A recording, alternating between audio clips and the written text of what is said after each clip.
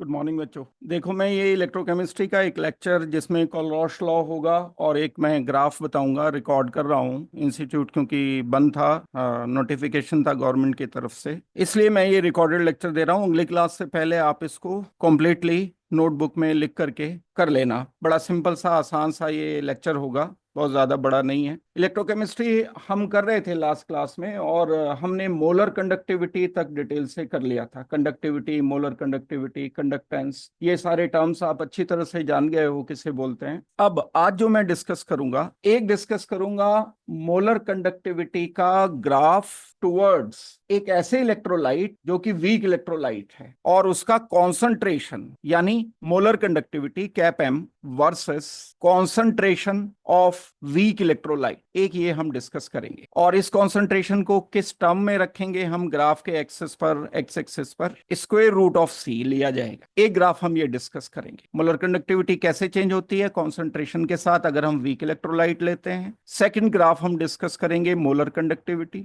Versus concentration अगर हम strong electrolyte लेते हैं। Strong electrolyte and weak electrolyte में फर्क है, ये लगभग 100% आयनाइज हो जाते हैं, ये डाइल्यूशन के साथ आयनाइजेशन इनका बढ़ता है, दैट मीन्स कॉन्सेंट्रेशन इंक्रीज करेगा। तो दोनों अलग अलग तरीके से बिहेव करते हैं। तीसरी बात एक और जो हम डिस्कस करेंगे, एक कोलरॉश लॉ होता है। कोलरॉश लॉ इन्हीं से रिलेटेड है। हम लिमिटिंग मोलर कंडक्टिविटी यानी इनफाइनाइट डाइल्यूशन पर मोलर कंडक्टिविटी को चेक कर लेते हैं, उसे लिमिटिंग मोलर कंडक्टिविटी कहते हैं। उसकी हेल्प से कुछ एप्लीकेशंस करते हैं जो कोलरॉश लॉ बोला जाता है। तो चलो आज की क्लास में कर रहा हूं शुरू। ये तीन चीजें आज की क्लास में हमें डिस्कस करनी है, ये आप नोट करके रखो बात। पहली चीज जो हमें डिस्कस करनी है, ये पॉज करके नोट करते रहना आप लोग, molar conductivity versus C1/2। C1/2 क्या है? कॉन्सेंट्रेशन है। किस चीज का कॉन्सेंट्रेशन? एसिटिक एसिड का। क्यों? वो वीक इलेक्ट्रोलाइट होता है, चाहे एसिटिक एसिड हो या कोई और वीक इलेक्ट्रोलाइट हो, एक ही जैसा ग्राफ बनेगा। एक ग्राफ हमें ये बनाना है। दूसरा ग्राफ मोलर कंडक्टिविटी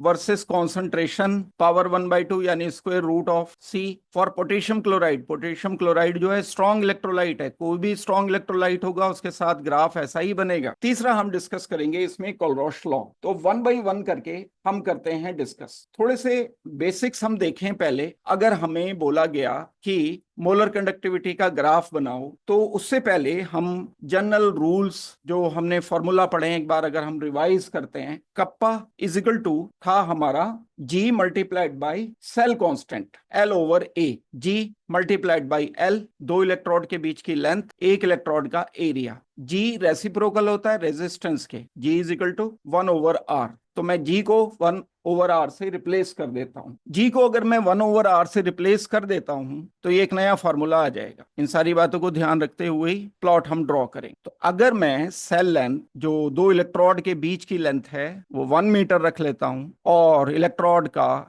जो एरिया है वो 1 मीटर स्क्वायर रख लेता हूं, इस तरह से एक इलेक्ट्रोड ये है, ये 1 मीटर स्क्वायर रख लिया, एक इलेक्ट्रोड ये है दूसरा, ये 1 मीटर स्क्वायर है, इन दोनों के बीच का डिस्टेंस 1 मीटर है, तो L1 आ जाएगा, ये 1 मीटर स्क्वायर आ जाएगा, तो kappa is equal to G हो जाएगा। एक ये फॉर्मूला आपको दिमाग में रखना है क्योंकि ये अप्लाई होगा और साथ में न्यूमेरिकल्स में काम आएगा, भूलना नहीं है इसको। मोलर कंडक्टिविटी ऑफ सॉल्यूशन, दूसरा हमने एक और डिस्कस किया था। मोलर कंडक्टिविटी सॉल्यूशन की जो होती है कप्पा ओवर सी होती है। Molar conductivity cap M is equal to ये कंडक्टिविटी ओवर सी कॉन्सेंट्रेशन। हम इस कॉन्सेंट्रेशन को रिप्लेस कर सकते हैं मोलैरिटी से, या इस कॉन्सेंट्रेशन की जगह, क्योंकि सी वॉल्यूम के इनवर्सली प्रोपोर्शनल होता है, तो मैं cap M is equal to kappa multiplied by V भी लिख सकता हूं। तो मोलर कंडक्टिविटी जैसे जैसे वॉल्यूम बढ़ेगा ऐसे ऐसे मोलर कंडक्टिविटी बढ़ती चली जाएगी और कप्पा इंक्रीज करेगी। कॉन्सेंट्रेशन जैसे जैसे कम होगा मोलर कंडक्टिविटी बढ़ेगी। आयन का कॉन्सेंट्रेशन जैसे जैसे कम होता जाएगा, तो क्योंकि चार्ज भी कम हो जाएंगे सोल्यूशन में, और चार्ज का ट्रांसपोर्टेशन ही कंडक्टिविटी होता है, एक जगह से दूसरी जगह जाना, तो इन आयन का कॉन्सेंट्रेशन अगर कम हो जाएगा तो मोलर कंडक्टिविटी इंक्रीज कर जाएगी। तो ये रिलेशन चेक करो, cap M is equal to kappa multiplied by V M हो गया। Molar conductivity increases with decrease in concentration। अभी जैसे मैंने बताया cap M is equal to kappa over C है, कॉन्सेंट्रेशन बढ़ा, मोलर कंडक्टिविटी कम हुई, कॉन्सेंट्रेशन कम हुआ, मोलर कंडक्टिविटी इंक्रीज करेगी, क्योंकि टोटल वॉल्यूम सॉल्यूशन का containing 1 mole of electrolyte increase कर जाएगा। जब हम कॉन्सेंट्रेशन मान लो डिक्रीज करते हैं, कॉन्सेंट्रेशन डिक्रीज करने पर वॉल्यूम इंक्रीज करेगा, कॉन्सेंट्रेशन इंक्रीज करने पर सी का रिलेशन वी के साथ इनवर्सली होता है, सी रिलेटेड विद वी। तो because the total volume of solution containing 1 mole of electrolyte also increases, V increase करेगा तो कप्पा इंक्रीज करेगा। वी कब इंक्रीज करेगा? जब सी डिक्रीज करेगा। तो जब हम डाइल्यूशन करते हैं मतलब वॉल्यूम बढ़ा देते हैं, when concentration approaches to zero, मतलब डाइल्यूशन इतना बढ़ा दिया कि वो लगभग नेग्लिजिबल हो गया उसका concentration, the molar conductivity is known as limiting molar conductivity. ये हमने डेफिनेशन की थी। लिमिटिंग मोलर कंडक्टिविटी को हम दो तरह डिनोट करते हैं, कैप एम जीरो मतलब कॉन्सेंट्रेशन जीरो, या फिर हम मोलर कंडक्टिविटी लिमिटिंग अगर रखते हैं cap M infinite, dilution infinite अगर हम कर देते हैं। तो ये लिमिटिंग मोलर कंडक्टिविटी हमारे काम की है, इसको हम डिस्कस करेंगे अभी प्लॉट में, ग्राफ में। For strong and weak electrolyte the variation of cap M with concentration is different. इस बात का मतलब ये है कि जब हम ये ग्राफ प्लॉट करने की कोशिश करते हैं जो ऊपर है कैप एम में वर्सेस सी में, तो स्ट्रॉन्ग इलेक्ट्रोलाइट के लिए अलग ग्राफ आता है, वीक इलेक्ट्रोलाइट के लिए अलग ग्राफ आता है। इस बात का मीनिंग ये है, कॉन्सेंट्रेशन एक एक्सेस पर लेकर, एक एक्सेस पर कैप एम लेकर मोलर कंडक्टिविटी, और यही अगर इनफाइनाइट डाइल्यूशन यानी जीरो कॉन्सेंट्रेशन पर आ जाएगी तो ये कैप एम जीरो हो जाएगी। भाई अभी हमने कहा ना कैप एम जीरो क्या है? कैप एम जीरो होता है किसी भी ऐसी मोलर कंडक्टिविटी को मेजरमेंट करना जब कॉन्सेंट्रेशन लगभग जीरो हो जाए। तो कॉन्सेंट्रेशन ये बढ़ रहा है, इधर बढ़ रहा है, इधर कम हो रहा है, तो यहां जब बिल्कुल मिनिमम होगा कॉन्सेंट्रेशन, उस टाइम पर जो मोलर कंडक्टिविटी आएगी उसको हम लिमिटिंग मोलर कंडक्टिविटी बोलेंगे। तो ये लिमिटिंग मोलर कंडक्टिविटी या तो इनफाइनाइट डाइल्यूशन पर हो या जीरो कॉन्सेंट्रेशन पर, इसे लिमिटिंग मोलर कंडक्टिविटी बोला जाए। तो मेन बात जो ऑब्जर्व करने की है वो क्या है? स्ट्रॉन्ग इलेक्ट्रोलाइट के लिए कैप एम एंड सी के बीच में जो ग्राफ आता है ये अलग नेचर का होता है, और वीक इलेक्ट्रोलाइट के लिए जो कैप एम एंड सी के बीच में ग्राफ आता है वो अलग नेचर का होता है। इसके बाद हम चेक करते हैं स्ट्रॉन्ग इलेक्ट्रोलाइट के लिए अगर चेक किया जाए, एक रिलेशन आता है स्ट्रॉन्ग इलेक्ट्रोलाइट जैसे KCl है, NaCl है, स्ट्रॉन्ग इलेक्ट्रोलाइट जो वाटर में पूरी तरह से आयनाइज हो जाते हैं, NaCl है, KCl है, इसी तरह से और भी हम ले सकते हैं, CHCl हो गया, ये बहुत स्ट्रॉन्ग इलेक्ट्रोलाइट हैं, पूरी तरह से ये आयोनाइज हो जाते। Cap increases slowly with dilution and can be represented by this equation. ये एक इक्वेशन डिटेक्ट की गई थी जो रिलेशन बताती थी दो चीजों में, कैप एम में, मोलर कंडक्टिविटी में, एंड कॉन्सेंट्रेशन में। ये कब की बात है? जब हम स्ट्रॉन्ग इलेक्ट्रोलाइट लेते, cap M is equal to -AC power 1/2 square root of C, जहां ए जो है एक कांस्टेंट है, किसी एक गिवन सॉल्वेंट के लिए किसी एक गिवन टेम्परेचर पर ए कांस्टेंट है, when temperature and solvent are constant. क्या मतलब हुआ इसका? Cap M directly proportional to minus of square root of C, concentration बढ़ा कैप एम कम होता चला गया, ये रिलेशन है। अब हम इस माइनस साइन को भी ध्यान रखें, जो माइनस साइन के अकॉर्डिंग स्लोप जो आएगा वो इस डायरेक्टली प्रोपोर्शनल रिलेशन का नेगेटिव स्लोप आना चाहिए, माइनस साइन ये इंडिकेट कर। A depends on type of electrolyte. A जो है किस बात पर डिपेंड करेगा कि हम कौन सा टाइप ले रहे हैं इलेक्ट्रोलाइट का। इलेक्ट्रोलाइट के टाइप ऐसे हो सकते हैं, ए बी टाइप हो सकता है, जैसे NaCl, ये एक ऐसा इलेक्ट्रोलाइट है जिसमें एक कैटायन एक एनायन बन रहा है। एक इलेक्ट्रोलाइट मैं लेता हूं CaCl2, तो इसमें एक कैटायन बना, दो एनायन बने, तो इलेक्ट्रोलाइट में 3 आयन प्रोड्यूस हुए। ए किस बात पर डिपेंड करेगा? टाइप ऑफ इलेक्ट्रोलाइट पर। वो तो हमने ले ही लिया कि स्ट्रॉन्ग इलेक्ट्रोलाइट लेना है, स्ट्रॉन्ग तो होना ही चाहिए, लेकिन सारे इलेक्ट्रोलाइट नंबर ऑफ आयन बराबर तो प्रोड्यूस नहीं करेंगे, कुछ 2 करेंगे, कुछ 3 करेंगे, कुछ 4 करेंगे, कुछ 5 करेंगे, कुछ 6 करेंगे। तो इस अकॉर्डिंग हम ए कांस्टेंट को डिसाइड करते हैं। ए कांस्टेंट है, टेम्परेचर पर, सॉल्वेंट पर डिपेंड करता है, और दूसरा हमारे पास ए की डिपेंडेंसी इलेक्ट्रोलाइट के टाइप पर है। तो अब हम इस ग्राफ को कंसीडर करते हैं। ये कौन सा ग्राफ जो अभी हमने डिस्कस करना है? Cap M versus square root of C for strong electrolyte, एक ग्राफ ये रहेगा, साथ के साथ इसी में मैं दूसरा ग्राफ बताऊंगा, cap M versus square root of C weak electrolyte. ये है मेरे पास square root of C, mole पर लीटर में मैंने इसकी यूनिट ली है, सी V क्योंकि स्क्वायर रूट में है तो ये भी स्क्वायर रूट में आ जाएगा। ये है कैप M। देखो ये कॉन्सेंट्रेशन बढ़ रहा है, कॉन्सेंट्रेशन लगभग जीरो है, लगभग, एब्सोल्यूट नहीं, लगभग जीरो है, यहाँ इसके आसपास कहीं मान सकते हो 0.2, 0.4, 0.6 ये बढ़ता चला जा रहा है। अब जीरो कॉन्सेंट्रेशन पर जो भी हमारे पास ये वैल्यू आएगी कैप M की, वो कैप M जीरो कहलाएगी। अभी हम डेफिनेशन कर रहे थे लिमिटिंग मोलर कंडक्टिविटी की,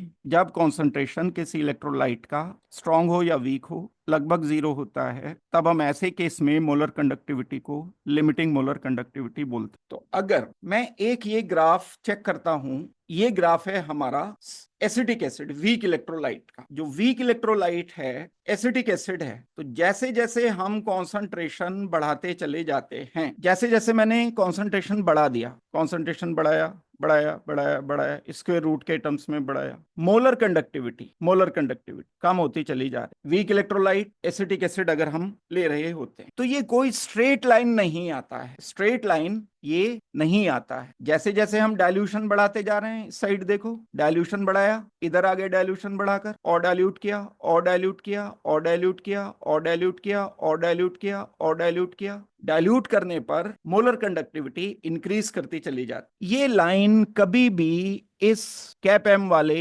एक्सिस से मीट नहीं करती, ये ऊपर चलती चली जाएगी। इसका मतलब साफ है, इसका मतलब ये है कि हम वीक इलेक्ट्रोलाइट के लिए प्रैक्टिकल करके सीधे सीधे कैप M नॉट की वैल्यू नहीं फाइंड कर सकते। ये यहाँ टच हो जाती तभी तो हम जीरो पर कैप M कैलकुलेट कर पाते। इस बात को दोबारा से मैं डिस्कस करूंगा अभी जब स्ट्रॉन्ग लाइट को इलेक्ट्रोलाइट को कंपेयर करूंगा। ये स्ट्रॉन्ग इलेक्ट्रोलाइट की बात हो, स्ट्रॉन्ग इलेक्ट्रोलाइट मान लो KCl है या NaCl है। इस स्ट्रॉन्ग इलेक्ट्रोलाइट के लिए अब आप ये ऑब्जर्व करो, जैसे जैसे हम कॉन्सेंट्रेशन इंक्रीज करते चले जा, ये कॉन्सेंट्रेशन इंक्रीज करता चला जाए, कॉन्सेंट्रेशन बढ़ाते जाने पर ये वैल्यू कैप M की डिक्रीज करती चली जा रही है। और स्ट्रेट लाइन में वही अभी जो मैंने एक रिलेशन लिखा था, ये वाला स्ट्रॉन्ग इलेक्ट्रोलाइट के लिए क्या रिलेशन था, cap M directly proportional to minus of square root of C, ये रिलेशन। और अगर मैं इससे ये प्रोपोर्शनलिटी साइन हटाऊंगा तो एक वैल्यू आएगी जिसे हम A बोलेंगे, जो कि कांस्टेंट होगा, जो कि इलेक्ट्रोलाइट पर डिपेंड करेगा। तो ये दो ग्राफ मैंने आपको अलग अलग बताए, एक वीक इलेक्ट्रोलाइट के लिए और एक स्ट्रॉन्ग इलेक्ट्रोलाइट के। कॉन्सेंट्रेशन बढ़ा,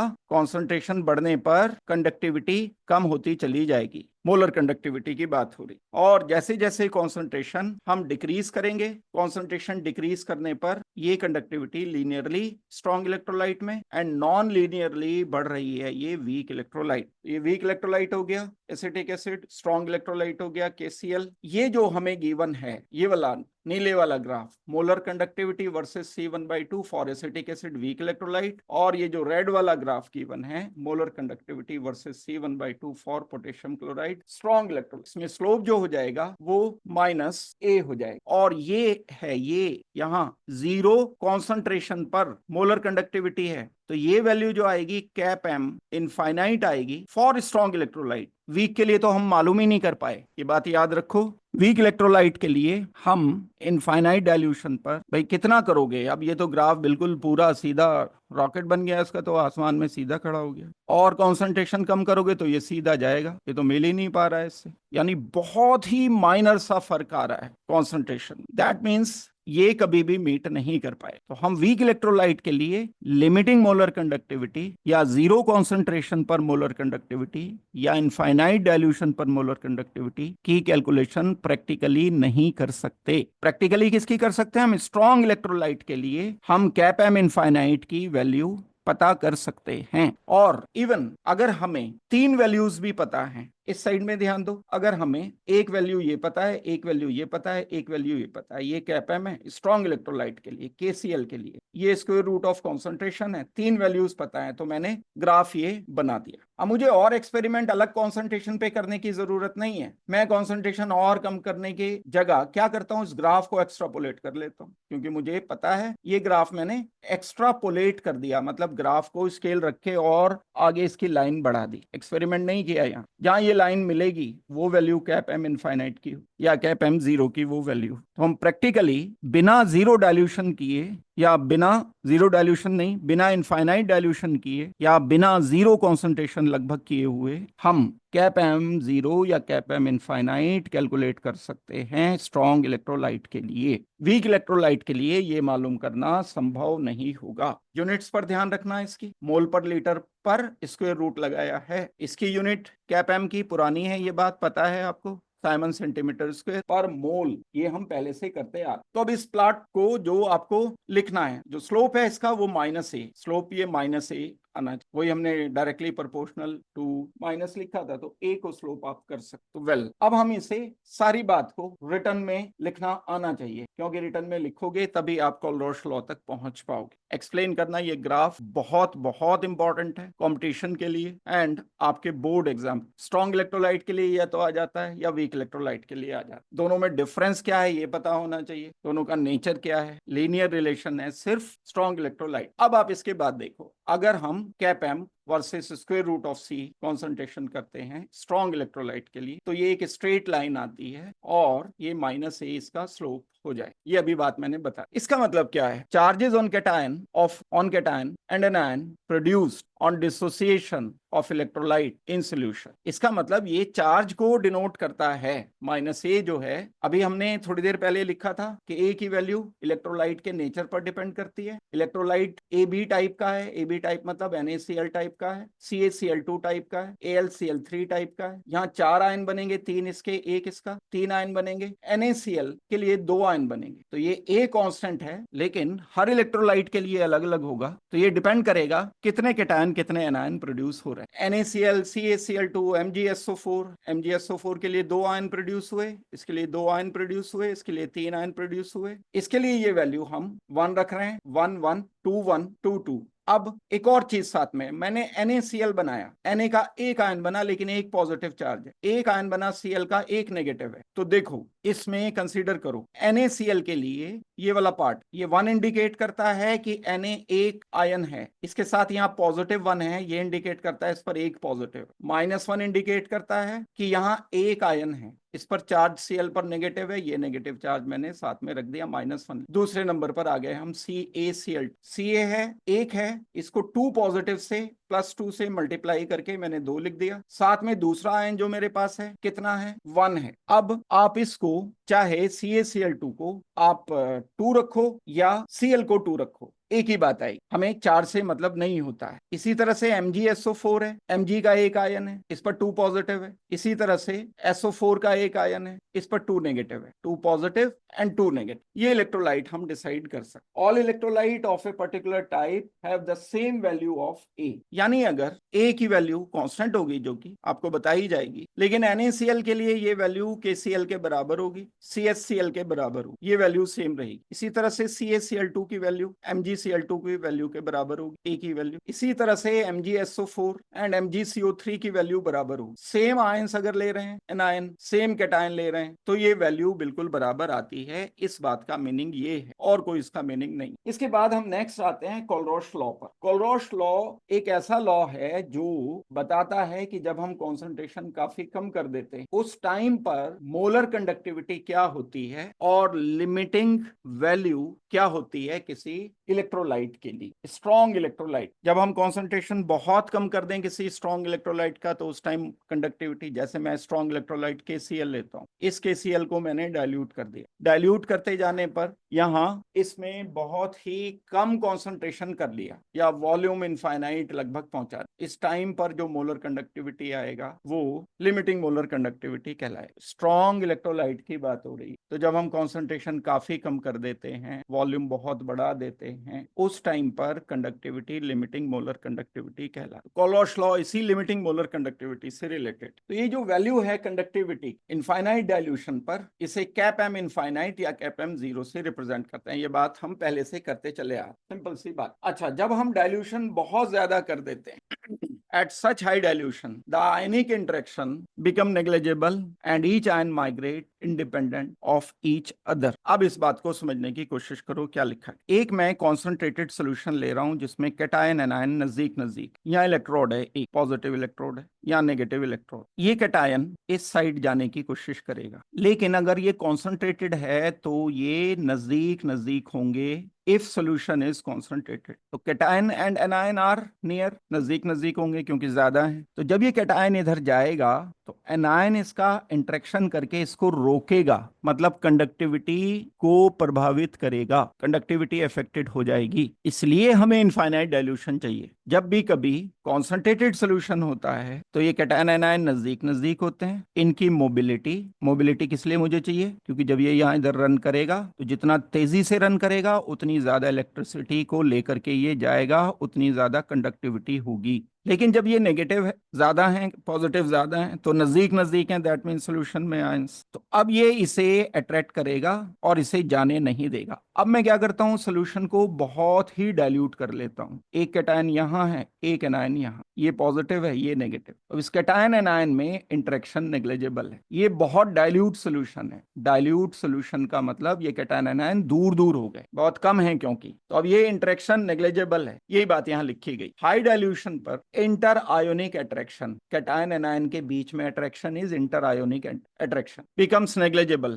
and each ion migrate independently of other ions। तो एक दूसरे पर प्रभाव नहीं होना चाहिए। कॉन्सेंट्रेटेड सोल्यूशन में क्या होता है, आयन भले ही ज्यादा हो जाएंगे तो एक कैटायन एनायन दूसरे को जाने नहीं देगा दूसरी तरफ। तो कोलोश लॉ जो था वो इन्हीं आयंस के माइग्रेशन पर बेस था। These observation were used by Kohlrausch. कौन से ऑब्जर्वेशन? यही कैटायन एनायन के रन करने वाले ऑब्जर्वेशन जो इंटर आयनिक अट्रैक्शन पर डिपेंड करते हैं। तो उसने एक पोस्टुलेट दिया, एक लॉ दिया, कोलरॉश लॉ, और ये था इंडिपेंडेंट आयन माइग्रेशन। यानी उन आयन के लिए ये लॉ है जो एक दूसरे से इंडिपेंडेंट हैं, मतलब बहुत डाइल्यूटेड है, मतलब कॉन्सेंट्रेशन उनका अप्रोच टू जीरो है, उनके लिए ये लॉ दिया गया। तो कोलरॉश लॉ किसके लिए एलिजिबल है? कोलरॉश लॉ एलिजिबल है इनफाइनाइट डाइल्यूशन पर। कभी भी कोलरॉश लॉ शुरुआत करोगे तो कोलरॉश लॉ इनफाइनाइट डाइल्यूशन पर शुरुआत करोगे, कहीं और पर नहीं। देखो क्या है Kohlrausch law at infinite dilution. शुरुआत ही कोलरॉश लॉ की यहां से, इसीलिए मैंने इतनी डिटेल आपको उसकी बताई।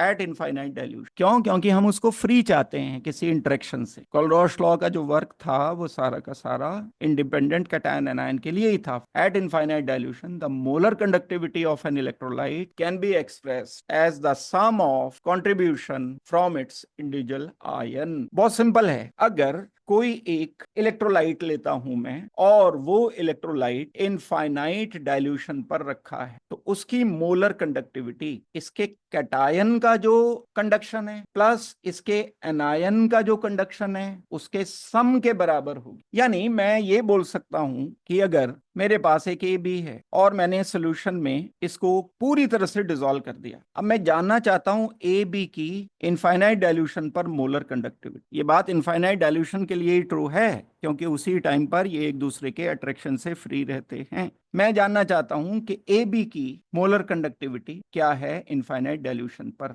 ए की मोलर कंडक्टिविटी इनफाइनाइट डाइल्यूशन पर प्लस बी की मोलर कंडक्टिविटी इनफाइनाइट डाइल्यूशन पर, इनका सम करना है बस। अब ये तो सिंपल है, लेकिन अगर ए बी 2 था तो मुझे क्या करना पड़ेगा? यहाँ कैप एम। अब इस केस में ए बी 2 है, ए तो 1 बना, जब मैं इसे आयनाइज करूंगा तो एक ए पॉजिटिव बना, 2 बी नेगेटिव बने, तो cap M infinite of A, positive लिखना चाहो लिख लो, कैटायन के लिए कोई फर्क पड़ेगा नहीं उससे, plus cap M infinite for B multiplied by 2। ये 2 है क्योंकि, ये ध्यान देना है 2, ये 2 क्योंकि बी की जो मोलर कंडक्टिविटी इनफाइनाइट डाइल्यूशन पर है वो क्योंकि 2 आयन हैं तो 2 आयन के बराबर मुझे इसको रखना पड़ेगा। बस इतना सा खेल है ये, इससे ज्यादा इसमें कुछ भी नहीं। तो हमें क्या करना है, जब भी कभी कोई कैटायन एनायन गिवन है उसके लिए हम इंडिविजुअल कैटायन की मोलर कंडक्टिविटी इनफाइनाइट डाइल्यूशन पर निकाल लेते हैं, इंडिपेंडेंट एनायन की मोलर कंडक्टिविटी इनफाइनाइट डाइल्यूशन पर निकाल लेते हैं, दोनों का सम कर देते हैं तो उनकी इनफाइनाइट डाइल्यूशन पर मोलर कंडक्टिविटी कंपाउंड की मुझे पता चल जाए। एक तो बात है ये।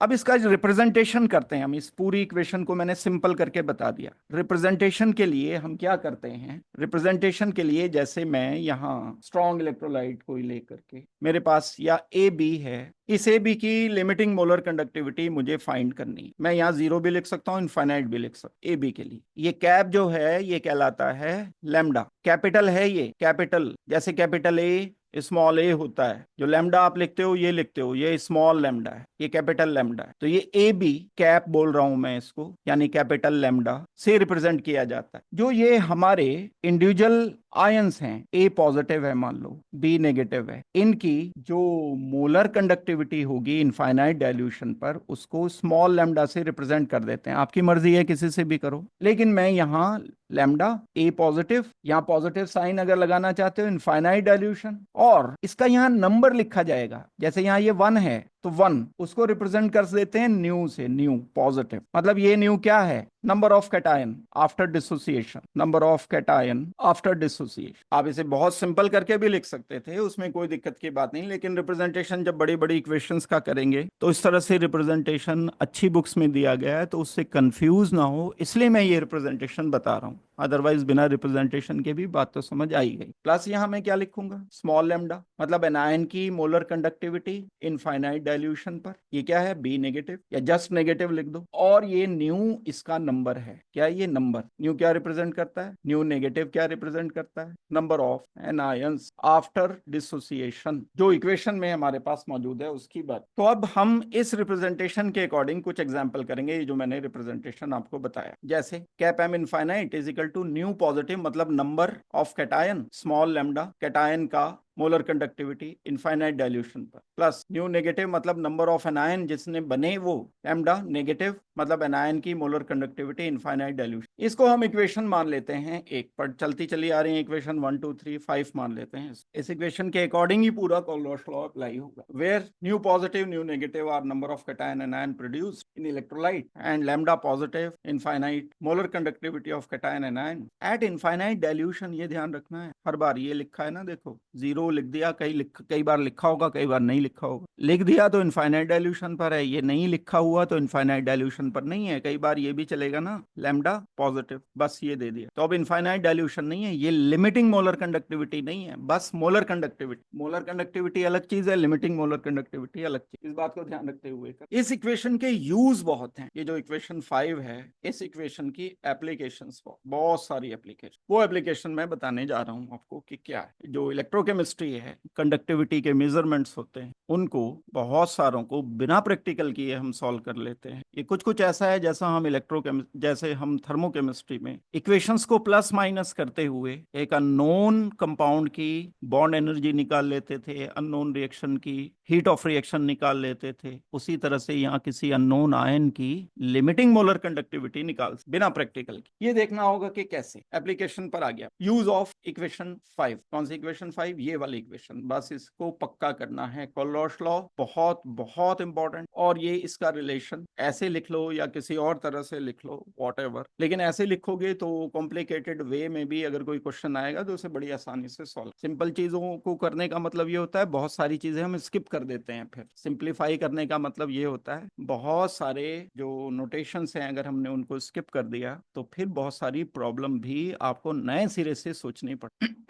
Molar conductivity of HCl। HCl एक स्ट्रॉन्ग इलेक्ट्रोलाइट, ये मैं बिल्कुल सिंपल करके बता रहा हूँ। तो मोलर कंडक्टिविटी ऑफ HCl जो कि स्ट्रॉन्ग इलेक्ट्रोलाइट है at infinite dilution can be expressed as cap HCl infinite dilution पर अंडरस्टूड है मोलर कंडक्टिविटी है न्यू H पॉजिटिव, इसके नंबर ऑफ आयंस एक पॉजिटिव है, इनफाइनाइट डाइल्यूशन पर lambda small lambda molar conductivity understood है, plus number of chloride ion lambda Cl। अब यहाँ न्यू Cl नेगेटिव की वैल्यू 1 है, यहाँ न्यू H पॉजिटिव की वैल्यू इनफाइनाइट डेफिनेटली वैल्यू 1 है, इसकी वैल्यू 1, लेकिन CaCl2 में न्यू Cl की वैल्यू 2 आ जाएगी। यहाँ पे मैं 2 से मल्टीप्लाई करूंगा बस। अगर ये AlCl3 होता मान लो तो यहाँ मल्टीप्लाइड बाई 3 हो जाता। एल्यूमिनियम के लिए कंडक्टिविटी 3 पॉजिटिव, एल्यूमिनियम के लिए यही है। फॉर HCl H पॉजिटिव की वैल्यू 1, न्यू HCl की वैल्यू 1, तो यहां से हम ये एक रिलेशन फाइंड कर सकते हैं। ये तो वही वाली इक्वेशन 1 इक्वेशन 5 जो थी as it is copy paste करते HCl, जस्ट प्रैक्टिस के लिए ताकि आप सॉल्व करने की प्रैक्टिस इंपॉर्टेंट है। रिप्रेजेंटेशन नहीं आएगा तो क्वेश्चन भी नहीं सॉल्व कर पाओ।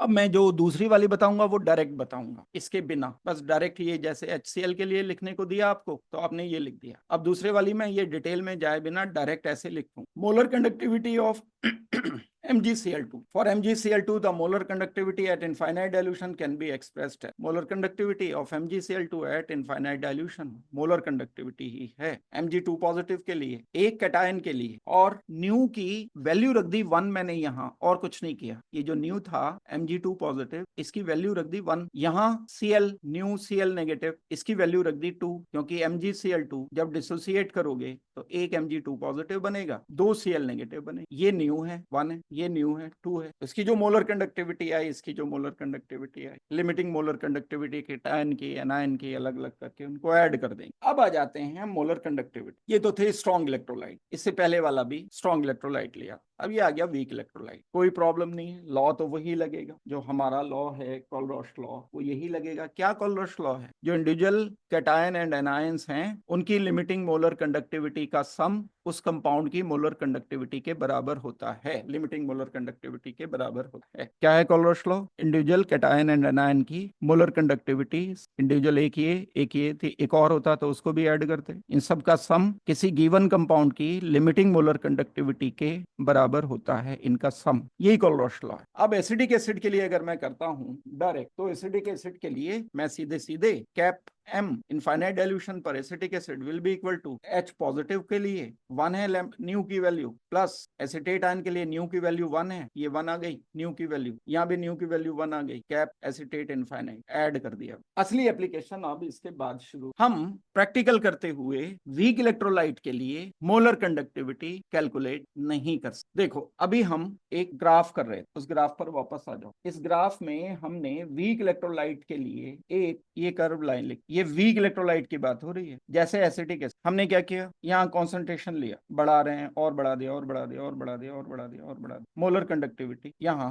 कम होती चली, ये मोलर कंडक्टिविटी कम होती चली जाएगी। अब मैंने कॉन्सेंट्रेशन कम किया और कम किया और कम किया और कम किया और कम किया, करते करते करते करते यहाँ तक आ गया। अब मैं यहाँ कैप एम इनफाइनाइट कहाँ लिखूं? कैप एम की वैल्यू तो वेरी कर रही है। ये कैप एम इनफाइनाइट तो वो होता है जो जीरो कॉन्सेंट्रेशन पर होता है। अब यहाँ तो जीरो कॉन्सेंट्रेशन अप्रोच ही नहीं कर पा रहा है। अगर अप्रोच नहीं कर पा रहा है तो प्रैक्टिकली मैं ये कैलकुलेट नहीं कर पाऊंगा। लेकिन अगर मैं स्ट्रॉन्ग इलेक्ट्रोलाइट लेता हूँ, KCl लिया, तो मेरे पास कॉन्सेंट्रेशन ये था, कुछ 0.6 था, 0.4 है, 0.3 है, 0.2 है, लगभग 0 है। जैसे जैसे मैं कॉन्सेंट्रेशन कम करता चला जा रहा हूँ, ऐसे ऐसे मोलर कंडक्टिविटी बढ़ती चली जा रही है। डाइल्यूशन बढ़ रहा है, डाइल्यूशन बढ़ रहा है तो आयन एक दूसरे से दूर हो रहे हैं, एक दूसरे से दूर हो रहे हैं, तो एक आयन एक कैटायन दूसरे एनायन को खींच नहीं रहा है, फ्री हो रहे हैं, आजाद हैं आयंस, तो रेगुलरली आसानी से ट्रेवल करेंगे। आयोनाइजेशन डाइल्यूशन बढ़ाने पर, कंसंट्रेशन कम करने पर, वॉल्यूम बढ़ाने पर कम होता चला जाएगा कंसंट्रेशन, मोलर कंडक्टिविटी बढ़ती चली जाए, और कम करते करते डाइल्यूशन में 0 तक आ गया। तो ये मैं अब यहाँ लिख सकता हूँ कैप एम 0। तो यहाँ से ये बात पता चली कि limiting molar conductivity week electrolyte के लिए हम प्रैक्टिकली नहीं कैलकुलेट कर, जबकि लिमिटिंग मोलर कंडक्टिविटी हम स्ट्रॉन्ग इलेक्ट्रोलाइट के लिए डायरेक्ट भी कर सकते हैं, और अगर डायरेक्ट नहीं करनी तो ग्राफ को एक्स्ट्रापोलेट करके भी कर सकते हो। मैंने 3 वैल्यूज ली या 4 वैल्यूज ली, सिर्फ 4 कॉन्सेंट्रेशन पर एक्सपेरिमेंट किया। एक कॉन्सेंट्रेशन पर मोलर कंडक्टिविटी ये आई, दूसरे पर ये आ गई, तीसरे पर ये आ गई, चौथे पर बस ये आ गया, ग्राफ का स्लोप पता चल गया। अब मैं इसको एक्स्ट्रापोलेट कर देता हूं। इसको एक्स्ट्रापोलेट करने पर बिना प्रैक्टिकल किए limiting molar conductivity strong electrolyte की मुझे पता चल गई। तो अब इस बात को हम कोलरॉश लॉ में अप्लाई कर रहे हो, यही बात, ठीक इसी बात को आप अप्लाई करो कोलरॉश लॉ। तो अब हम वीक इलेक्ट्रोलाइट के लिए जो डेटा हमने स्ट्रॉन्ग इलेक्ट्रोलाइट से आयंस का ले लिया, उनको वीक इलेक्ट्रोलाइट के लिए अप्लाई कर सकते हैं। मान लो मुझे इसी केस में ये जो सामने लिखा हुआ है ये वाला है, इसकी लिमिटिंग मोलर कंडक्टिविटी चेक करनी है। इसकी लिमिटिंग मोलर कंडक्टिविटी मैं ग्राफ से नहीं कर सकता, यानी प्रैक्टिकल से नहीं कर सकते। ये मोलर कंडक्टिविटी लिमिटिंग कैसे करोगे? यहाँ पर आ जाएगी, ये तो यहाँ पर आ जाएगी, नहीं कर पाओगे, तो चलता जाएगा बिल्कुल ऊपर। लेकिन हम किसी स्ट्रॉन्ग इलेक्ट्रोलाइट से इस H पॉजिटिव की वैल्यू कैलकुलेट कर लें, किसी स्ट्रॉन्ग इलेक्ट्रोलाइट से, रिमेंबर इस CH3CO नेगेटिव की वैल्यू चेक कर लें। स्ट्रॉन्ग इलेक्ट्रोलाइट होता है CH3COO नेगेटिव, CONA, ये स्ट्रॉन्ग इलेक्ट्रोलाइट है। तो जब मैं इसको डिसोसिएट करूंगा तो Na positive plus CH3CO negative, CH3CO negative की वैल्यू मैंने कैप M इनफाइनाइट पर एसिटेट आयन की वैल्यू स्ट्रॉन्ग इलेक्ट्रोलाइट लेकर के चेक कर ली। जब ये वैल्यू चेक कर ली तो मैं उसको यहां पर प्लेस कर सकता हूं, यहां प्लेस कर सकता हूं, तो ये मेरी आ जाएगी cap M infinite for acetic acid. Practically नहीं किया मैंने, थ्योरेटिकली किया है। प्रैक्टिकली संभव नहीं था, थ्योरेटिकली ये संभव था। यानी ये H पॉजिटिव की वैल्यू मैं कहीं दूसरे डेटा से लाया, ये एसीटेट आयन की वैल्यू दूसरे डेटा से लाया, उनको लाके कोलरोश लॉ बताता है जब दोनों को ऐड कर देते हैं तो लिमिटिंग मोलर कंडक्टिविटी किसी कॉरस्पॉन्डिंग मॉलिक्यूल की आ जाती है। तो मैं एसीटेट आयन की लिमिटिंग, यही है मेन बात, एसीटेट आयन की मोलर कंडक्टिविटी हम कैलकुलेट करते हैं, यही बात जो है मेन है, और यही मेन इसकी application. The molar conductivity of weak electrolyte like acetic acid eight infinite dilution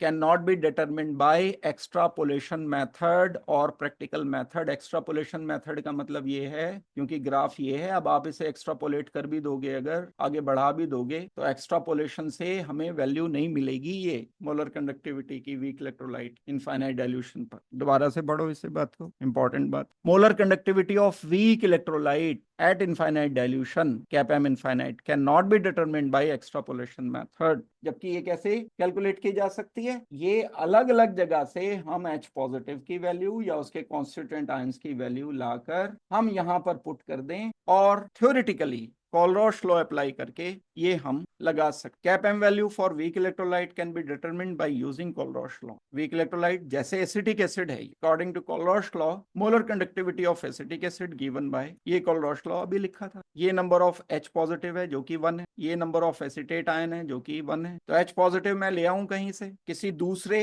experiment से H पॉजिटिव की वैल्यू मैं ले आया, किसी दूसरे एक्सपेरिमेंट से एसिटेट आयन की वैल्यू ले आया, तो मुझे एसिटिक एसिड की वैल्यू, तो ये 1 multiplied by new H infinite 1 जो कि इसका नंबर है। तो कंसिडरिंग द वैल्यू, ये वैल्यू कहां से आएंगी, ये वैल्यू आएंगी स्ट्रॉन्ग इलेक्ट्रोलाइट से। स्ट्रॉन्ग अलग अलग करेंगे एक्सपेरिमेंट, मान लो हमने एक HCl किया, HCl तो स्ट्रॉन्ग इलेक्ट्रोलाइट है, ये तो ग्राफ से पता चलाया जा सकता है, इससे हमने H पॉजिटिव की वैल्यू कैलकुलेट कर ली। फिर दूसरा स्ट्रॉन्ग इलेक्ट्रोलाइट लिया हमने CH3CO नेगेटिव, CONA, मैं इसको डिसोसिएट करूंगा तो Na positive plus CH3CO negative, ये वैल्यू यहां से हमने पता कर ली। इसके लिए मुझे Cl नहीं चाहिए, Na नहीं चाहिए, मुझे दो एक्सपेरिमेंट अलग अलग किए, वहां से H पॉजिटिव की वैल्यू स्ट्रॉन्ग इलेक्ट्रोलाइट के लिए कर सकते हैं, स्ट्रॉन्ग इलेक्ट्रोलाइट के लिए H पॉजिटिव की वैल्यू ले ली, स्ट्रॉन्ग इलेक्ट्रोलाइट के लिए CH3CO नेगेटिव की वैल्यू ले ली। अब इसको यहां पर ला करके पुट कर दिया, यहां पर ला करके पुट किया, तो हमें वीक इलेक्ट्रोलाइट के लिए ये वैल्यू पता चल जाएगी। वीक इलेक्ट्रोलाइट के लिए ये वैल्यू बिना प्रैक्टिकल किए, बिना एक्सट्रापोलेशन किए ग्राफ का पता चल गई। ये जो वैल्यू होती है H पॉजिटिव के लिए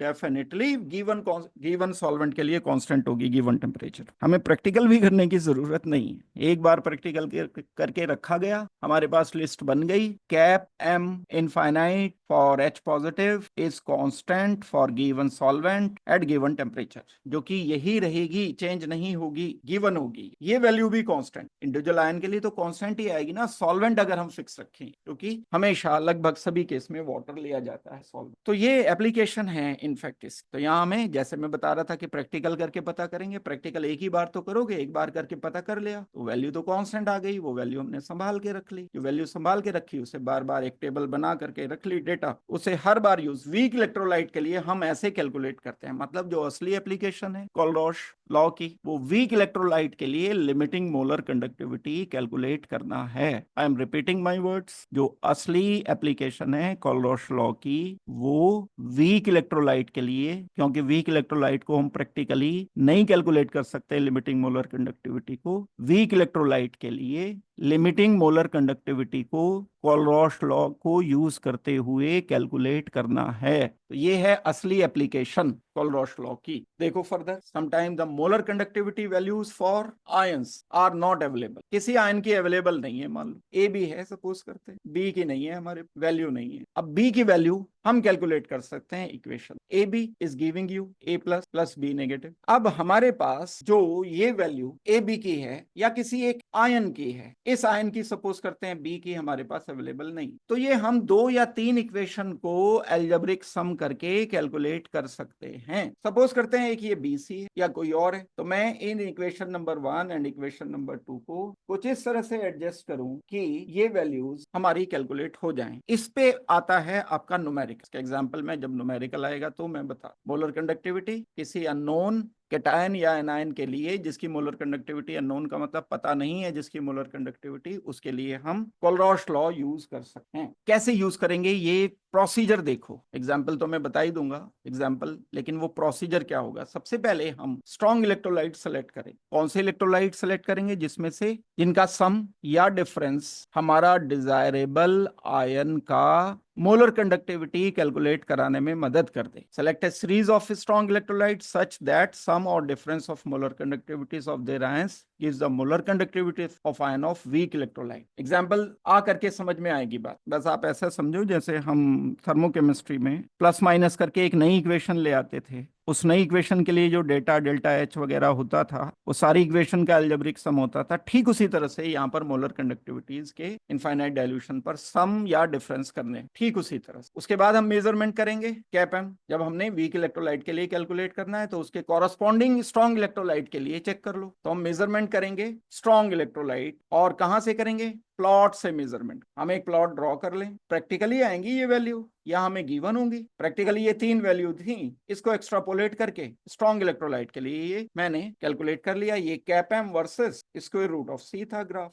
इसको एक्स्ट्रापोलेट करके मैंने डिसाइड कर लिया कि इनके लिए कैप एम इनफाइनाइट की वैल्यू क्या आई। ये वाली जो वैल्यू आई ये कैप एम इनफाइनाइट ही तो आई। दूसरा काम हमें ये कर, तो जब भी हमें प्रॉब्लम दी जाएगी तो उसके लिए हम क्या करेंगे? प्रॉब्लम क्या दी जाएगी? किसी वीक इलेक्ट्रोलाइट के लिए हमें लिमिटिंग मोलर कंडक्टिविटी पता करनी होगी, या किसी इलेक्ट्रोलाइट के कॉरेस्पॉन्डिंग आयन के लिए लिमिटिंग मोलर कंडक्टिविटी पता करनी हो। उसके लिए हम क्या करेंगे? उसके लिए हम कॉरेस्पॉन्डिंग स्ट्रॉन्ग इलेक्ट्रोलाइट लेकर उनके लिए cap M versus square root of C का ग्राफ ड्रॉ कर लेंगे। ड्रॉ करके फिर हम ये वैल्यूज को मालूम करके आगे इसको प्रोसीड करें। फिर हम ये जो वैल्यूज आई हैं स्ट्रॉन्ग इलेक्ट्रोलाइट से, इन्हें ऐड कर दो या सब्सट्रैक्ट कर दो कॉरेस्पॉन्डिंग इक्वेशन लाने के लिए। ऐड एंड और सब्सट्रैक्ट, या तो ये वाले दोनों साथ करने पड़ेंगे या एडिशन सब्सट्रैक्शन अलग अलग करना पड़ेगा। या तो एडिशन करो या सब्ट्रैक्शन करो, या एडिशन एंड सब्सट्रैक्शन। तो ये इक्वेशन लाने के लिए कैप एम इनफाइनाइट हम वीक इलेक्ट्रोलाइट के लिए कैलकुलेट कर। अब जो एक्चुअल एग्जांपल है वो उससे समझ आएगी बात। ये 3 पॉइंट फॉलो करने हैं, ये तो थ्योरेटिकल पॉइंट मैंने बताया। एक्चुअल एग्जांपल मैं दे रहा हूं। हमारे पास मान लो एक Ma है जो कि वीक इलेक्ट्रोलाइट है। Ma दे दिया जो कि वीक इलेक्ट्रोलाइट। अब इस Ma से मुझे क्या करना है? डिटरमिन करना है इसके लिए cap M infinite. Weak electrolyte के लिए हम प्रैक्टिकली कैलकुलेट नहीं कर सकते हैं। इसके लिए मुझे क्या करना होगा? इसके लिए मुझे स्ट्रॉन्ग इलेक्ट्रोलाइट वाले 3 अलग अलग डेटा चाहिए। जैसे मुझे Ma कोई इलेक्ट्रोलाइट दिया, ये मेटल है पॉजिटिव, ये A नेगेटिव है, ये वीक इलेक्ट्रोलाइट है। तो अब मैं स्ट्रॉन्ग इलेक्ट्रोलाइट अपनी मर्जी से सिलेक्ट करूंगा। कौन सा स्ट्रॉन्ग इलेक्ट्रोलाइट सिलेक्ट करूंगा? एक MCl, दूसरा मैं करूंगा NaA, और तीसरा मैं करूंगा ये वाला NaCl। कैंसिल हो सके ताकि NaCl ये क्या प्रोड्यूस करेगा? M positive plus Cl negative. ये क्या प्रोड्यूस करेगा? Na positive plus A negative. ये क्या प्रोड्यूस करेगा? Na positive plus Cl negative. Equation number 1, equation number 2, equation number 3। अब कोलरॉश लॉ कहता है कि अगर मैं यहां लैम्डा m इनफाइनाइट MCl के लिए करता हूं तो ये इक्वल आ जाएगा lambda m positive infinite plus lambda m Cl negative infinite. Equation number 1 ये मैंने कॉरेस्पॉन्डिंग लिख दी इसके कोलरॉश लॉ से रिलेट करके। दूसरी इक्वेशन Na आ गई इनफाइनाइट डाइल्यूशन के लिए, ये आ गई lambda Na infinite plus lambda A negative infinite, ये इसके लिए आ गई इक्वेशन सेकंड। कोलरॉश लॉ लिख दिए मैंने corresponding. Lambda NaCl infinite is equal to lambda Na positive infinite plus lambda Cl negative infinite. ये थर्ड इक्वेशन के लिए कोलरॉश लॉ लिख दिया। ये जो 3 इक्वेशन लिखी हैं, इन 3 इक्वेशन को अगर मैं देखो ध्यान से, equation number 1 plus equation number 2 minus equation number 3 कर देता हूं तो क्या रिजल्टेंट मिलेगा? Equation number 1 plus equation number 2 minus equation number 3। यहां कर लेते हैं equation number 1 plus equation number 2 minus equation number 3। ये माइनस किया, ये माइनस किया, ये माइनस किया। तो अब ये Na पॉजिटिव से ये Na पॉजिटिव हो गया कैंसर, ये Cl नेगेटिव से ये Cl नेगेटिव हो गया कैंसर। यहां जो हमारा बचा रहा वो क्या बचा रहा? नई इक्वेशन हमारी आ गई A, कैंसिल करने के बाद lambda m positive infinite plus lambda A negative infinite इस साइड लिखा, और यहाँ इस साइड पर हमने लिख दिया, इस साइड पर हमने लिख दिया दूसरे वाले साइड पर। देखो ऐड होकर के क्या क्या आया है? Lambda infinite MCl plus lambda infinite Na minus lambda infinite NaCl। ये इक्वेशन नेट रिजल्टेंट हमारी हो गई। ऐसा ही कुछ हम उसमें करते थे थर्मोकेमिस्ट्री में। इस इक्वेशन को मैंने रीअरेंज किया। इस इक्वेशन को रीअरेंज करने पर जो नई एक इक्वेशन आएगी वो डिजायरेबल इक्वेशन। वो इक्वेशन क्या होगी? लैम्डा, रीअरेंज किया मैंने ये लिख दिया, plus lambda infinite Na minus lambda infinite NaCl equal to, ये पूरा का पूरा चेक करो, ये क्या चीज? Lambda m plus infinite. मैं इसको अगर डिसोसिएट करता हूं तो ये बनेगा m पॉजिटिव। वीक इलेक्ट्रोलाइट है ये, इसी के लिए तो सारा कुछ कर रहे हैं। m positive plus A negative. इस m पॉजिटिव के लिए ये जो वैल्यू हमारी आई होगी वो lambda m positive infinite plus lambda A negative infinite. तो ये lambda m positive infinite, lambda A negative infinite, ये हो गए। ये किसके इक्वल है? कोलरॉश लॉ के अकॉर्डिंग। कोलरॉश लॉ के अकॉर्डिंग ये इक्वल है हमारा लैम्डा Ma इनफाइनाइट। तो इस पूरे की जगह, ये पूरे की जगह, यानी ये पूरे की जगह मैं क्या रख सकता हूँ? ये रख सकता हूँ इक्वल, क्योंकि यहाँ क्या था? Lambda m positive plus lambda A negative. इसकी जगह मैंने लिख दिया लैम्डा Ma इनफाइनाइट। ये जो इक्वेशन है, अब इस इक्वेशन को कंसीडर करो। इस इक्वेशन में मेरे पास ये स्ट्रॉन्ग इलेक्ट्रोलाइट है, ये स्ट्रॉन्ग इलेक्ट्रोलाइट है, ये स्ट्रॉन्ग इलेक्ट्रोलाइट है, लेकिन ये वीक इलेक्ट्रोलाइट। इस वीक इलेक्ट्रोलाइट के लिए मैं कैलकुलेशन कर सकता हूं इन तीन स्ट्रॉन्ग इलेक्ट्रोलाइट की मदद लेकर। That means cap Ma infinite will be equal to, ये वीक इलेक्ट्रोलाइट था, will be equal to summation of cap MCl infinite, जो कि स्ट्रॉन्ग इलेक्ट्रोलाइट है, Na स्ट्रॉन्ग इलेक्ट्रोलाइट है। इसको हम प्रैक्टिकली कर सकते हैं, इसको हम प्रैक्टिकली कर सकते, इसको हम प्रैक्टिकली कर सकते। अब ये एक अलग इशू है, ये तो नोटेशन की बात है। आप इसे कैपिटल लिख दो, क्योंकि हम इनके लिए स्मॉल लिख रहे थे, इनके लिए कैपिटल लिख रहे थे। मैंने यहाँ सबको लैम्डा ही लिख लिया, तो उससे फर्क नहीं पड़ने लग रहा है कोई। जो इंडिविजुअल आयन के लिए है वो लैम्डा लिख सकते हैं। आप कैप लिखना चाहो उससे कैप लिख दो, उससे कोई फर्क थोड़ी पड़ेगा भाई। इसी इक्वेशन को अगर मैं ऐसे ही रिप्रेजेंट कर देता हूँ, कैप इनफाइनाइट Ma, ये वाला लिख दिया मैंने, is equal to cap MCl infinite plus cap Na infinite minus cap infinite NaCl। ऐसे लिख दोगे तो कोई फर्क नहीं पड़ जाना है, बात तो एक ही है। तो कोलरॉश लॉ के अकॉर्डिंग मैं किसी एक वीक इलेक्ट्रोलाइट का molar conductivity infinite dilution calculate कर सकता हूं अपनी तरफ से। कुछ इक्वेशन जो कि स्ट्रॉन्ग इलेक्ट्रोलाइट की होंगी उनको सेट करते हुए, NaCl था ये, उनको सेट करते हुए, Na था, सॉरी कॉपी पेस्ट किया ना, ये यहाँ से Na चेंज किया। तो ये एक मेन रिलेशन है। हम इस सारे कोलरॉश लॉ को कैसे रिप्रेजेंट कर सकते हैं, सोच सकते हैं। Molar conductivity of weak electrolyte eight infinite dilution can B obtained bye algebraic sum of molar conductivity of their corresponding strong electrolyte। तो ये एक बड़े काम की बात। अब एक तो बात ये हो गई जो मैंने एप्लीकेशन आपको बताई। दूसरी बात पर हम आते हैं। एक रिलेशन है जो कि weak electrolyte and strong electrolyte के लिए कैप m कैलकुलेट करते हुए हम डिग्री ऑफ डिसोसिएशन बता सकते। एक टर्म हम पढ़ते आ रहे हैं, जैसे एसिटिक एसिड था CH3COOH, H positive plus CH3CO negative, ये वीक इलेक्ट्रोलाइट। इसके लिए अल्फा की वैल्यू हमें कैलकुलेट करनी, और अल्फा की वैल्यू डिपेंड करती है डाइल्यूशन। किसी एक कॉन्सेंट्रेशन पर अगर मैं इसके लिए कैलकुलेट करता हूं cap m for acetic acid CH3COOH, ये है मोलर कंडक्टिविटी, इनफाइनाइट डाइल्यूशन पर नहीं, दिस इज मोलर कंडक्टिविटी। अब मैंने इनफाइनाइट डाइल्यूशन पर चेक कर लिया तो ये आ जाएगा कैप m नॉट, या इनफाइनाइट लिख लो, फॉर एसिटिक एसिड। तो जो मैं बताना चाह रहा हूं वो अल्फा के लिए क्या होता था? नंबर ऑफ आयंस प्रेजेंट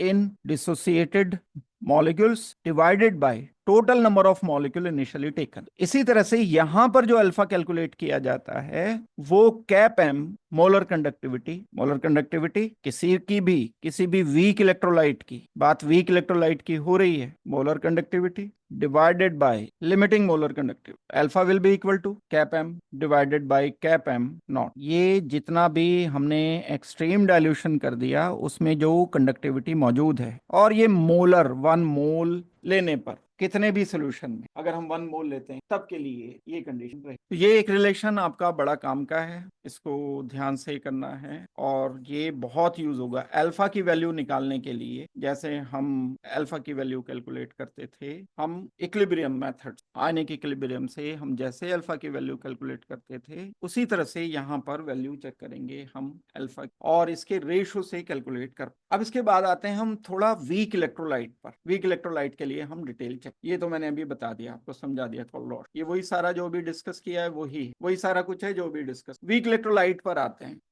जैसे जैसे कॉन्सेंट्रेशन बढ़ता है वीक इलेक्ट्रोलाइट का, आयोनाइजेशन भी बढ़ता है, यानी अल्फा की वैल्यू इंक्रीज होती है वीक इलेक्ट्रोलाइट के लिए। यानी कॉन्सेंट्रेटेड एसिटिक एसिड में आयन कम होते हैं, CH3COOH का आयोनाइजेशन अगर ये कॉन्सेंट्रेटेड है तो लेस आयन होंगे, लेकिन अगर हम इसमें वाटर ऐड कर देते हैं डाइल्यूशन बढ़ जाता है, तो डाइल्यूशन के साथ साथ अल्फा की वैल्यू इंक्रीज करती है। ओस्वाल्ड डाइल्यूशन लॉ ठीक वही है, alpha directly proportional to square root of inversely proportional to square root of C, alpha directly proportional to square root of C. Volume बढ़ाते जाओगे डाइल्यूशन बढ़ाओगे, अल्फा बढ़ेगा, कॉन्सेंट्रेशन कम करोगे अल्फा बढ़ेगा, कॉन्सेंट्रेशन ज्यादा करोगे ये वही बात लिख, हायर कॉन्सेंट्रेशन पर अल्फा की वैल्यू कम आती, लोअर डिग्री ऑफ डिसोसिएशन है। ऐसे कंडीशन में जो ये इलेक्ट्रोलाइट होते हैं वीक इलेक्ट्रोलाइट, इनके लिए कैप एम की बात अगर की जाए, कैप एम ये इंक्रीज करेगा विद, कैप एम इंक्रीज करेगा विद डाइल्यूशन। वीक इलेक्ट्रोलाइट की बात हो रही है, ये नहीं भूलना है, ये बात हम वीक इलेक्ट्रोलाइट के लिए कर रहे हैं। भाई डाइल्यूशन किया, कॉन्सेंट्रेशन कम हुआ या आयोनाइजेशन बढ़ गया, आयन ज्यादा प्रोड्यूस हो गए, कैप एम बढ़ गया, तो ये एक स्टेटमेंट काम का है जो कि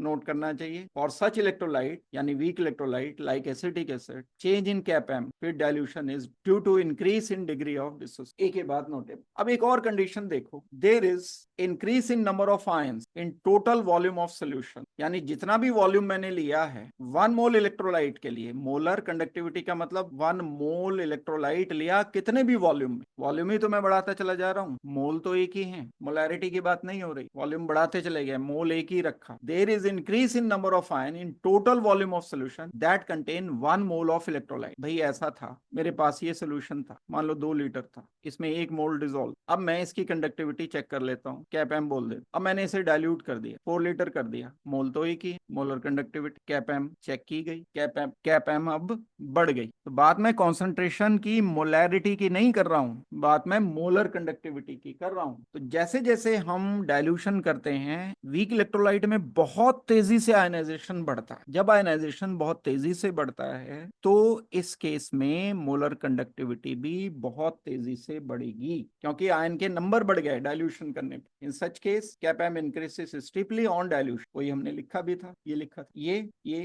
0 है, 0.1 है, मान लो 0.2 है, स्क्वायर रूट ऑफ सी है, ये 0.3 है, 0.4 है, यहाँ पर कैप एम। जैसे जैसे मैं कॉन्सेंट्रेशन कम कर रहा हूँ ये कॉन्सेंट्रेशन कम हो रहा है, मतलब डाइल्यूशन बढ़ रहा है, वी बढ़ रहा है, बड़ी तेजी से मोलर कंडक्टिविटी बढ़ेगी, स्टीपली बढ़ेगी, और ये बहुत तेजी से बढ़ती चली जाएगी। तो अगर ये स्टीपली बढ़ रहा है तो ये कभी भी इस एक्सिस पर मीट नहीं कर पाता, और हम ग्राफ को एक्स्ट्रापोलेट करके कैप एम नॉट कैलकुलेट नहीं कर पाते। Therefore cap M infinite can not be obtained by extrapolation of cap M to 0 concentration. इस बात का मतलब यही है जो मैंने अभी बताया, यानी हम इस लाइन को कभी भी प्रैक्टिकली नहीं मिला पाएंगे, तो ये बड़ा मुश्किल हो जाएगा, और 0 कॉन्सेंट्रेशन पर ये कैलकुलेट करना प्रैक्टिकली संभव नहीं होगा। जैसे ये ग्राफ की बात है, ये कर चुके हैं, ये स्टीपली बढ़, ये वेल कॉन्सेंट्रेशन कम हो रहा है, कॉन्सेंट्रेशन कम हो रहा है, डाइल्यूशन इंक्रीज कर रहा है, इस तरह से ये चेंज होते चले जाए। तो वीक इलेक्ट्रोलाइट के लिए हम कोलरॉश लॉ ही अप्लाई करके कैलकुलेट कर, वीक इलेक्ट्रोलाइट के लिए हम कभी भी नहीं कर पाए। और डिग्री ऑफ डिसोसिएशन हम इस वैल्यू के लिए cap M over cap M infinite check कर सकते हैं। लेकिन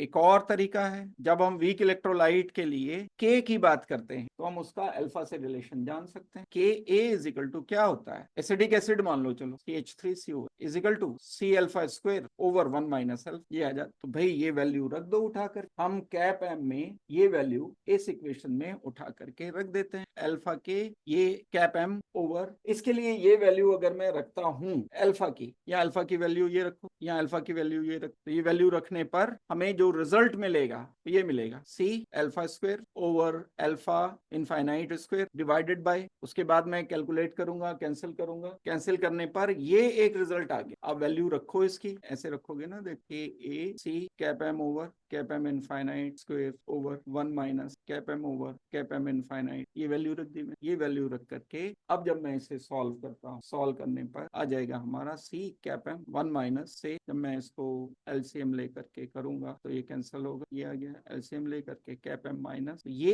एक जो रिलेशन है, इस रिलेशन से आप अल्फा को सब्स्टिट्यूट करके के की वैल्यू कैलकुलेट कर सकते। देखो के विल बी इक्वल टू, ध्यान रहे फॉर वीक इलेक्ट्रोलाइट क्या रखेंगे, C cap M square over cap M infinite minus cap, ये रिजल्ट निकलेगा हमारा। तो ये कोलरॉश लॉ और उसकी एप्लीकेशन मैंने बताई, इस पर न्यूमेरिकल्स करेंगे हम अगली क्लास में। तो जब भी आप अगली क्लास में आओगे तो इसको कंप्लीट करके पूरा करके नोटबुक में लिख करके अच्छी तरह से पढ़ करके समझ करके फिर आना। इसके जो भी डाउट्स होंगे मैं क्लास में ले लूंगा। Thank you very much, good luck.